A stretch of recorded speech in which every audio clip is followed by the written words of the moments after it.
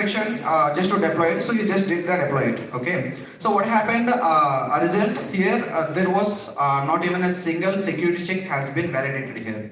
Okay. So what happened here? Like the code which has been the, usually when we talk about the Docker, so all the dependencies and the libraries which you are using it for running that Docker. So what happens here is like when we are pulling that one a library which has a vulnerability, right? So he doesn't know like there is a security check that it has not been passing, right?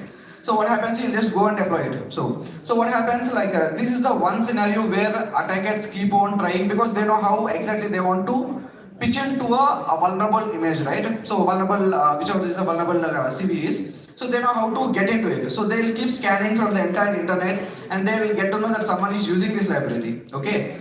Intentionally, they don't know that it was their company, someone's company, but they always focus on the dependencies which they are using toward them. Okay. So in that case, what happens? He found that someone is using this vulnerable image.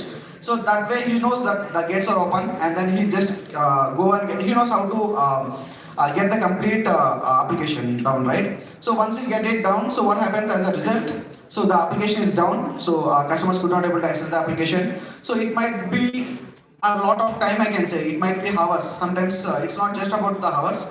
Sometimes it's also if some company has been vulnerable or someone has been, it has been a breach, right? So it's all over the internet. So it's not just about the breach we are talking about. It's all about the reputation of a company, and it's all about the people who work for the backend to run that application, right? So because there is one lack of security check which hasn't happened.